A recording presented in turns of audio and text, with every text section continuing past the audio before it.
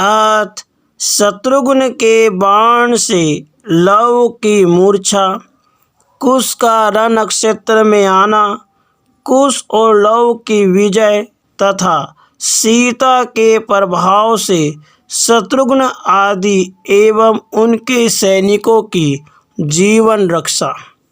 शेष जी कहते हैं, मुने, वायु नंदन हनुमान जी के मूर्छित होने का समाचार सुनकर शत्रुघ्न को बड़ा शोक हुआ। अब वे स्वयं स्वर्ण में रथ पर विराजमान हुए और श्रेष्ठ वीरों को साथ ले युद्ध के लिए उस स्थान पर गए जहाँ विचित्र रण कुशल वीरवर लव मौजूद थे। उन्हें देखकर शत्रुघ्न ने मन ही मन विचार किया, श्री रामचंद्र जी के समान स्वरूप धारण करने वाला यह बालक कौन है? इसका नील कमल दल के समान श्याम शरीर कितना मनोहर है। हो न हो यह विदेह कुमारी सीता का ही पुत्र है। भीतर ही भीतर ऐसा सोचकर वे बालक से बोले, वत्स, तुम कौन हो जो रणभूमि में हमारे योद्धाओं को गिरा रहे हो? तुम्हारे माता पिता कौन हैं? तुम बड़े सौभाग्यशाली हो, क्योंकि इस युद्ध में तुमने विजय पाई है। महाबली वीर, तुम्हारा लोक प्रसिद्ध नाम क्या है? मैं जानना चाहता हूँ। शत्रुघ्न के इस प्रकार पूछने पर वीर बालक लव ने उत्तर दिया, वीरवर, मेरे नाम से, पिता से, कुल से अथवा अवस्था से आपको क्या काम है? यदि आप स्वयं बलवान हो तो समर में मेरे साथ युद्ध करो। यदि शक्ति हो तो बलपूर्वक अपना घोड़ा छुड़ा ले जाओ। ऐसा कहकर उस उद्भट वीर ने अनेकों बाणों का संधान करके शत्रुघ्न की छाती, मस्तक और भुजाओं पर प्रहार किया। तब राजा शत्रुघ्न ने भी अत्यंत कोप में भरकर अपना धनुष चढ़ाया और बालक को त्रासा देते हुए मेघ के समान गंभीर वाणी में टंकार किया। बलवानों में श्रेष्ठ तो वे थे ही, असंख्य बाणों की वर्षा करने लगे, परंतु बालक लव ने उनके सभी सहायकों को बलपूर्वक काट दिया। तत्पश्चात लव के छोड़े हुए करोड़ों बाणों से वहाँ की सारी पृथ्वी आच्छादित हो गई। इतने बाणों का प्रहार देखकर शत्रुघ्न दंग रह गए। फिर उन्होंने लव के लाखों बाणों को काट गिराया। अपने समस्त सहायकों को कटा देख कुश के छोटे भाई लव ने राजा शत्रुघ्न के धनुष को वेग पूर्वक काट डाला। वे दूसरा धनुष लेकर ज्यों ही बाण छोड़ने को उद्यत होते हैं, त्यों ही लव ने तीक्ष्ण सहायकों से उनके रथ को भी खंडित कर दिया। रथ, घोड़े, सारथी और धनुष के कट जाने पर वे दूसरे रथ पे सवार हुए और बलपूर्वक लव का सामना करने के लिए चल दिए। उस समय शत्रुघ्न ने अत्यंत कोप में भरकर लव के ऊपर 10 तीखे बाण छोड़े जो प्राणों का संहार करने वाले थे, परंतु लव ने तीखी घाट वाले बाणों से उनके टुकड़े टुकड़े करके एक अर्धचंद्राकार बाण से शत्रुघ्न की छाती में प्रहार किया। उससे उनकी छाती में गहरी चोट पहुंची और उन्हें बड़ी भयंकर पीड़ा हुई। वे हाथ में धनुष लिए ही रथ के बैठक में गिर पड़े। शत्रुघ्न को मूर्छित देख राजा सुरथ आदि राजा युद्ध में विजय प्राप्ति के लिए उद्यत हो लव पे टूट पड़े। किसी ने सुरप्र और मूसल चलाए तो कोई अत्यंत भयानक बाणों द्वारा ही प्रहार करने लगे। किसी ने प्रास, किसी ने कुंत और किसी ने फरसों से ही काम लिया। सारांश यह कि राजा लोग सब ओर से लव पर प्रहार करने लगे। वीर शिरोमणि लव ने देखा ये क्षत्रिय अधर्म पूर्वक युद्ध करने को तैयार हैं, तो उन्होंने 10-10 बाणों से सबको घायल कर दिया।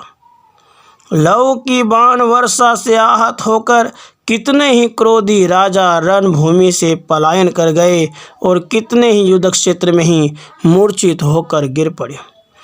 इतने ही में राजा शत्रुघ्न की मूर्छा दूर हुई और वे महावीर लव से बलपूर्वक युद्ध करने के लिए आगे बढ़े तथा सामने आकर बोले, वीर तुम धन्य हो, देखने में ही बालक जैसे जान पड़ते हो। वास्तव में तुम्हारी वीरता अद्भुत है। अब मेरा पराक्रम देखो, मैं भी तुम्हें युद्ध में गिराता हूँ। ऐसा कहकर शत्रुघ्न ने एक बाण हाथ में लिया जिसके द्वारा लवणासुर का वध हुआ था तथा जो यमराज के मुख की भांति भयंकर था। उसी के बाण को धनुष पे चढ़ाकर शत्रुघ्न ने लव की छाती को विदीर्ण करने का विचार किया। वह बाण धनुष से छूटते ही 10 दिशाओं को प्रकाशित करता हुआ प्रज्वलित हो उठा। उसे देखकर लव को अपने बलिष्ठ भ्राता कुश की याद आई जो वैरियों को मार गिराने वाले थे। वे सोचने लगे, यदि इस समय मेरे बलवान भाई वीरवर कुश होते तो मुझे शत्रुघ्न के अधीन न होना पड़ता तथा मुझ पर यह दारुण भय न आता। इस प्रकार विचारते हुए महात्मा लव की छाती में वह महान बाण आ लगा जो काल अग्नि के समान भयंकर था। उसकी चोट खाकर वीर लव मूर्छित हो गए। बलवान वैरियों को विदीर्ण करने वाले लव को मूर्छित देख महाबली शत्रुघ्न ने युद्ध में विजय प्राप्त की। वे शीर्ष त्राण आदि से अलंकृत बालक लव को, जो स्वरूप से श्री रामचंद्र जी की समानता करता था, रथ पर बिठाकर वहां से जाने का विचार करने लगे। अपने मित्र को शत्रु के चंगुल में फंसा देख आश्रमवासी ब्राह्मण बालकों को बड़ा दुख हुआ। उन्होंने तुरंत जाकर लव की माता सीता से सब समाचार कह सुनाया। माँ जानकी, तुम्हारे पुत्र लव ने किसी बड़े राजा महाराजा के घोड़े को जबरदस्ती पकड़ लिया है। राजा के पास सेना भी है तथा उनका मान सम्मान भी बहुत है। घोड़ा पकड़ने के बाद लव का राजा की सेना के साथ भयंकर युद्ध हुआ, किंतु सीता मैया तुम्हारे वीर पुत्र ने सब योद्धाओं को मार गिराया। उसके बाद वे लोग फिर लड़ने आए, परंतु उसमें भी तुम्हारे सुंदर पुत्र की ही जीत हुई। उसने राजा को बेहोश कर दिया और युद्ध में विजय पाई। उसके बाद कुछ ही देर के बाद उस भयंकर राजा के मूर्छा दूर हो गई और उसने क्रोध में भरकर तुम्हारे पुत्र को रणभूमि में मूर्छित करके गिरा दिया है। सीता बोली, हाय, राजा बड़ा निर्दयी है। वह बालक के साथ क्यों युद्ध करता है? अधर्म के कारण उसकी बुद्धि दूषित हो गई है, तभी उसने मेरे बच्चे को धराशायी किया है। बालको, बताओ, उस राजा ने मेरे पुत्र को कैसे युद्ध में गिराया है तथा अब वह कहाँ जाएगा? पतिव्रता जानकी बालकों से इस प्रकार की बातें कही रही थी। इतने ही में वीरवर कुश भी महर्षियों के साथ आश्रम पर आ पहुँचे। उन्होंने देखा माता जानकी अत्यंत व्याकुल है, उनके नेत्रों से आंसू बह रहे हैं। तब वे अपने जननी से बोले, माँ, मुझ पुत्र के रहते हुए तुझ पर कैसा दुख आ पड़ा। शत्रुओं का मर्दन करने वाला मेरा भाई लव कहाँ है? वह बलवान वीर दिखाई क्यों नहीं देता? कहाँ घूमने चला गया? मेरी माँ, तू रोती क्यों है? बताना, लव कहाँ है? जानकी जी ने कहा, बेटा, किसी राजा ने लव को पकड़ लिया है। वह अपने घोड़े की रक्षा के लिए यहाँ आया था। सुना है मेरे बच्चे ने उसके यज्ञ संबंधी अश्व को पकड़कर बांध लिया था। लव बलवान है, उसे अकेले ही अनेकों शत्रुओं से लड़ना पड़ा है, फिर भी उसने बहुत से अश्वरक्षकों को परास्त किया है, परंतु अंत में उस राजा ने लव को युद्ध में मूर्छित करके बांध लिया है। यह बात इन बालकों ने बताई है जो उसके साथ ही गए थे। यही सुनकर मुझे दुख हुआ है। वत्स, तुम समय पर आ गए। जाओ और उस श्रेष्ठ राजा के हाथ से लव को बलपूर्वक छुड़ा लाओ। कुश बोले, माँ, तुम जान लो कि लव अब उस राजा के बंधन से मुक्त हो गया। मैं भी जाकर राजा की सेना और सवारियों सहित अपने बाणों का निशाना बनाता हूँ। यदि कोई अमर देवता या साक्षात रुद्र आ गए हों तो भी अपने तीखे बाणों की मार से उन्हें व्यतीत करके मैं लव को छुड़ा लूँगा। माता, तुम रो मत। वीर पुरुषों का संग्राम में मूर्छित होना उनके यश का कारण होता है। युद्ध से भागना ही उनके लिए कलंक की बात है। शेष जी कहते हैं, मुनि, कुश के इस वचन से शुभ लक्षणा सीता को बड़ी प्रसन्नता हुई। उन्होंने पुत्र को सब प्रकार के अस्त्र शस्त्र दिए और विजय के लिए आशीर्वाद देकर कहा, बेटा युद्ध क्षेत्र में जाकर मूर्छित हुए लव को बंधन से छुड़ाओ। माता की आज्ञा पाकर कुश ने कवच और कुंडल धारण किए तथा जननी के चरणों में प्रणाम करके बड़े वेग से रण की ओर प्रस्थान किया। वे वेग पूर्वक युद्ध के लिए संग्राम भूमि में उपस्थित हुए। वहां पहुंचते ही उनकी दृष्टि लव के ऊपर पड़ी, जिन्हें शत्रुओं ने मूर्छित करके गिराया था। वे रथ पर बंधे पड़े थे और उनकी मूर्छा दूर हो चुकी थी। अपने महाबली भ्राता कुश को आया देख लव युद्ध भूमि में चमक उठे, मानो वायु का सहयोग पाकर अग्नि प्रज्वलित हो उठी हो। वे रथ से अपने को छुड़ाकर युद्ध के लिए निकल पड़े। फिर तो कुश ने रणभूमि में खड़े हुए समस्त वीरों को पूर्व दिशा की ओर से मारना आरंभ किया और लव ने कोप में भरकर सबको पश्चिम ओर से पीटना शुरू किया। एक ओर कुश के बाणों से व्यथित और दूसरी ओर लव के सहायकों से पीड़ित हो सेना के समस्त योद्धा उताल तरंगों से युक्त समुद्र के भंवर के समान शुद्ध हो गए। सारी सेना इधर उधर भाग चली। सबके ऊपर आतंक छा रहा था। कोई भी बलवान रणभूमि में कहीं भी खड़ा होकर युद्ध करना नहीं चाहता था। इसी समय शत्रुओं को ताप देने वाले राजा शत्रुघ्न लव के समान ही प्रतीत होने वाले वीरवर कुश से युद्ध करने के लिए आगे बढ़े। समीप पहुंचकर उन्होंने पूछा, महावीर तुम कौन हो? आकार प्रकार से तुम अपने भाई लव के ही समान जान पड़ते हो। तुम्हारा बल भी महान है। बताओ तुम्हारा नाम क्या है, तुम्हारी माता कहाँ है और पिता कौन है? कुश जी ने कहा, राजन, पातिव्रत्य धर्म का पालन करने वाली केवल माता सीता ने हमें जन्म दिया है। हम दोनों भाई महर्षि वाल्मीकि जी के चरणों का पूजन करते हुए इस वन में रहते हैं और माता की सेवा किया करते हैं। हम दोनों ने सब प्रकार की विद्याओं में प्रवीणता प्राप्त की है। मेरा नाम कुश है और इसका नाम लव। अब तुम अपना परिचय दो, कौन हो? युद्ध की सलाह रखने वाले वीर जान पड़ते हो। यह सुंदर अश्व तुमने किस लिए छोड़ रखा है? भूपाल, यदि वास्तव में वीर हो तो मेरे साथ युद्ध करो। मैं भी इस युद्ध के मुहाने पर तुम्हारा वध कर डालूंगा। शत्रुघ्न को जब यह मालूम हुआ कि यह श्री रामचंद्र जी के वीर्य से उत्पन्न सीता जी का पुत्र है तो उनके चित्त में बड़ा विस्मय हुआ। किंतु उस बालक ने उन्हें युद्ध के लिए ललकारा था, इसलिए उन्होंने क्रोध में भरकर धनुष उठा लिया। उन्हें धनुष लेते देख कुश को भी क्रोध आया और उसने अपने सुदृढ़ एवं उत्तम धनुष को खींचा। फिर तो कुश और शत्रुघ्न के धनुष से लाखों बाण छूटने लगे। उनसे वहाँ का सारा प्रदेश व्याप्त हो गया। यह एक अद्भुत बात थी। उस समय उद्भट वीर कुश ने शत्रुघ्न पर नारायण अस्त्र का प्रयोग किया, किंतु वह अस्त्र उन्हें पीड़ा देने में समर्थ न हो सका। यह देख कुश के क्रोध की सीमा न रही।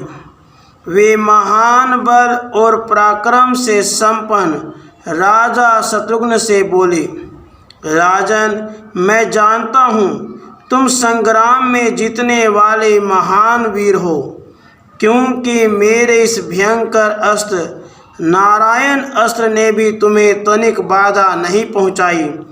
तथापि आज इसी समय मैं अपने 3 बाणों से तुम्हें गिरा दूंगा। यदि ऐसा न करूं तो मेरी प्रतिज्ञा सुनो, जो करोड़ों पुण्यों से भी दुर्लभ मनुष्य शरीर को पाकर मोहवश उसका आदर नहीं करता, भगवत भजन आदि के द्वारा उसको सफल नहीं बनाता, उस पुरुष को लगने वाले पातक मुझको भी लगे।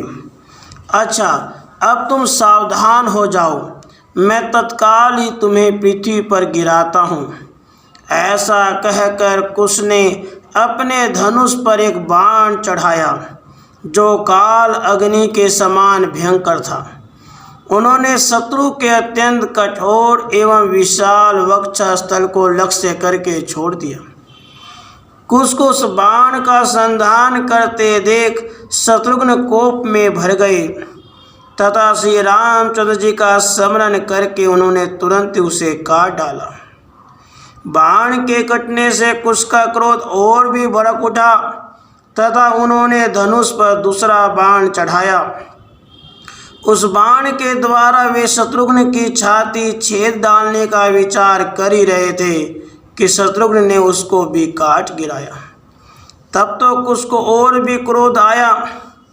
अब उन्होंने अपनी माता के चरणों का स्मरण करके धनुष पर तीसरा उत्तम बाण रखा।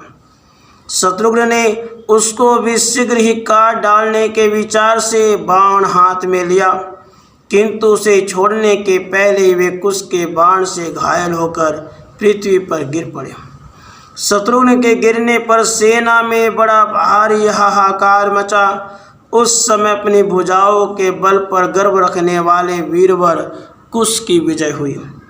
शेष जी कहते हैं, मुनि राजाओं में श्रेष्ठ सूरत ने जब शत्रुघ्न को गिरा देखा तो वे अत्यंत अद्भुत मणिमय रथ पर बैठकर युद्ध के लिए गए। वे महान वीरों के शिरोमणि थे। कुश के पास पहुंचकर उन्होंने अनेकों बाण छोड़े और समर भूमि में कुश को व्यथित कर दिया। तब कुश ने भी 10 बाण मारकर सूरत को रथहीन कर दिया और प्रत्यंचा चढ़ाए हुए उनके सुदृढ़ धनुष को भी वेगपूर्वक काट डाला।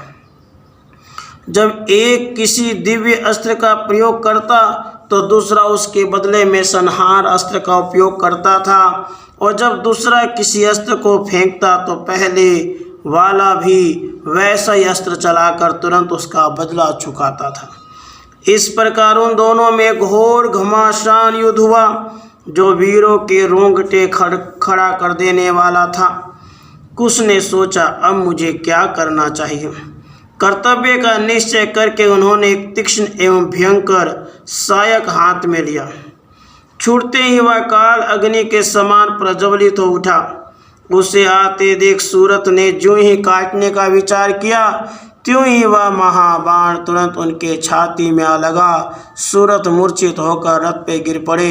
यह देख सारथी उन्हें रणभूमि से बाहर ले गया। सूरत के गिर जाने पर कुश विजयी हुए। यह देख पवन कुमार हनुमान जी ने सहसा एक विशाल साल का वृक्ष उखाड़ लिया। महान बलवान तो वे थे ही, कुश की छाती को लक्ष्य बनाकर उनसे युद्ध करने के लिए गए। निकट जाकर उन्होंने कुश की छाती पर वह साल वृक्ष दे मारा। उसकी चोट खाकर वीर कुश ने संहार अस्त्र उठाया। उनका छोड़ा हुआ संहार अस्त्र दुर्जय अमोघ था। उसे देखकर हनुमान जी मन ही मन भक्तों का विघ्न नष्ट करने वाले श्री रामचंद्र जी का ध्यान करने लगे। इतने ही में उनकी छाती पर उस अस्त्र की करारी चोट पड़ी। वह बड़ी व्यथा पहुंचाने वाला अस्त्र था। उसके लगते ही हनुमान जी को मूर्छा आ गई। तत्पश्चात उस रणक्षेत्र में कुश के चलाए हुए हजारों बाणों की मार खाकर सारी सेना के पांव उखड़ गए। समूची चतुरंगिनी सेना भाग चली। उस समय वानरराज सुग्रीव उस विशाल वाहिनी के संरक्षक हुए। वे अनेकों वृक्ष उखाड़कर उद्भट वीर कुश की ओर दौड़े, परंतु कुश ने हंसते हंसते खेल ही खेल में सारे वृक्ष काट गिराए। तब सुग्रीव ने एक भयंकर पर्वत उठाकर कुश के मस्तक को उसका निशाना बनाया। उस पर्वत को आते देख कुश ने शीघ्र ही अनेकों बाणों का प्रहार करके उसे चूर्ण कर डाला। वह पर्वत महारुद्र के शरीर में लगाने योग्य भस्म सा बन गया। बालक का यह महान पराक्रम देखकर सुग्रीव को बड़ा अमर्ष हुआ और उन्हें कुश को मारने के लिए रोषपूर्वक एक वृक्ष हाथ में लिया। इतने ही में लव के बड़े भाई वीरवर कुश ने वारुणास्त्र का प्रयोग किया और सुग्रीव को वरुण पास से दृढ़तापूर्वक बांध लिया। बलशाली कुश के द्वारा कोमल पासों से बांधे जाने पर सुग्रीव रणभूमि में गिर पड़े। सुग्रीव को गिरा देख सभी योद्धा इधर उधर भाग गए। महावीर शिरोमणि कुश ने विजय पाई। इसी समय लव ने भी पुष्कल, अंगद, प्रतापग्रह, वीरमणि तथा अन्य राजाओं को जीतकर रण में विजय पाई। फिर दोनों भाई बड़े हर्ष में भरकर एक दूसरे से मिले। लव ने कहा, भैया आपकी कृपा से मैं युद्ध रूपी समुद्र के पार हुआ। अब हम लोग इस रण की समृद्धि के लिए कोई सुंदर चिन्ह तलाश करने चले। ऐसा कहकर लव अपने भाई कुश के साथ पहले राजा शत्रुघ्न के निकट गए। वहाँ कुश ने उनकी स्वर्ण मंडित मनोहर मुकुट मणि ले ली। फिर वीर व लव ने पुष्कल का सुंदर किरीट उतार लिया। इसके बाद दोनों भाइयों ने उनके बहुमूल्य भुजबंद तथा हथियारों को भी हथिया लिया। उसके बाद हनुमान और सुग्रीव के पास जाकर उन दोनों को बांधा। फिर लव ने अपने भाई से कहा, भैया मैं इन दोनों को अपने आश्रम पर ले चलूँगा। वहाँ मुनियों के बालक इनसे खेलेंगे और मेरा भी मनोरंजन होगा।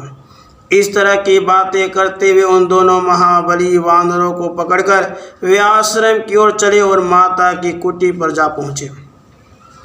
अपने दोनों मनोहर बालकों को आया देख माता जानकी को बड़ी प्रसन्नता हुई। उन्होंने बड़े स्नेह के साथ उन्हें छाती से लगाया, किंतु जब उनके लाए हुए दोनों वानरों पर उनकी दृष्टि पड़ी तो उन्होंने हनुमान और वानरराज सुग्रीव को सहसा पहचान लिया। अभी उन्हें छोड़ देने की आज्ञा देती हुई श्रेष्ठ वचन बोली, पुत्रों ये दोनों वानर बड़े वीर और महाबलवान हैं, इन्हें छोड़ दो। ये वीर हनुमान जी हैं जिन्होंने रावण की पूरी लंका को भस्म किया था। ये भी वानर और भालुओं के राजा सुग्रीव हैं। इन दोनों को तुमने किस लिए पकड़ा है अथवा क्यों इनके साथ अनादरपूर्ण बर्ताव किया है? पुत्रों ने कहा, माँ एक राम नाम से प्रसिद्ध बलवान राजा है जो महाराज दशरथ के पुत्र हैं। उन्होंने एक सुंदर घोड़ा छोड़ रखा है जिसके ललाट पर सोने का पत्र बंधा है। उसमें यह लिखा है कि जो सच्चे क्षत्रिय हों वे इस घोड़े को पकड़े, अन्यथा मेरे सामने मस्तक झुकावें। उस राजा की ढिठाई देखकर मैंने घोड़े को पकड़ लिया। सारी सेना को हम लोगों ने युद्ध में मार गिराया है। यह राजा शत्रुघ्न का मुकुट है तथा यह दूसरे वीर महात्मा पुष्कल का किरीट है। सीता जी ने कहा, पुत्रों तुम दोनों ने बड़ा अन्याय किया। श्री रामचंद्र जी का छोड़ा हुआ महान अश्व तुमने पकड़ा, अनेकों वीरों को मार गिराया और इन कपीश्वरों को भी बांध लिया। यह सब अच्छा नहीं हुआ। वीरों तुम नहीं जानते वह तुम्हारे पिता का ही घोड़ा है। श्री राम तुम्हारे पिता हैं। उन्होंने अश्वमेध यज्ञ के लिए उस अश्व को छोड़ रखा था। इन दोनों वानर वीरों को छोड़ दो तथा उस श्रेष्ठ अश्व को भी खोल दो। माता की बात सुनकर उन बलवान बालकों ने कहा, माँ हम लोगों ने क्षत्रिय धर्म के अनुसार उस बलवान राजा को परास्त किया है। शास्त्र धर्म के अनुसार युद्ध करने वाले को अन्याय का भागी नहीं होना पड़ता। आज के पहले जब हम लोग पढ़ रहे थे उस समय महर्षि वाल्मीकि जी ने भी हमसे यही कहा था। शास्त्र धर्म के अनुसार पुत्र पिता से, भाई भाई से और शिष्य गुरु से भी युद्ध कर सकता है, इससे पाप नहीं होता। तुम्हारी आज्ञा से हम लोग अभी उस उत्तम अश्व को लौटाई देते हैं तथा इन वानरों को भी छोड़ देंगे। तुमने जो कुछ कहा है उस सब का पालन करेंगे। माता से ऐसा कहकर वे दोनों वीर पुनः रणभूमि में गए और वहां उन दोनों कपीश्वरों तथा उस अश्वमेध योग्य अश्व को भी छोड़ आए। अपने पुत्रों के द्वारा सेना का मारा जाना सुनकर सीता देवी ने मन ही मन श्री रामचंद्र जी का ध्यान किया और सबके साक्षी भगवान सूर्य की ओर देखा। वे कहने लगी, यदि मैं मन, वाणी और क्रिया द्वारा केवल श्री रघुनाथ जी का ही भजन करती हूँ, दूसरे किसी को भी कोई मन में नहीं लाती, तो ये राजा शत्रुघ्न जीवित हो जाएं तथा इनकी वह विशाल सेना भी जो मेरे पुत्रों के द्वारा बलपूर्वक नष्ट की गई है, मेरे सत्य के प्रभाव से जी उठे। पतिव्रता जानकी ने ज्यों ही यह वचन मुँह से निकाला त्यों ही वह सारी सेना जो संग्राम भूमि में नष्ट हो गई थी जीवित हो गई। राधे कृष्ण, राधे कृष्ण।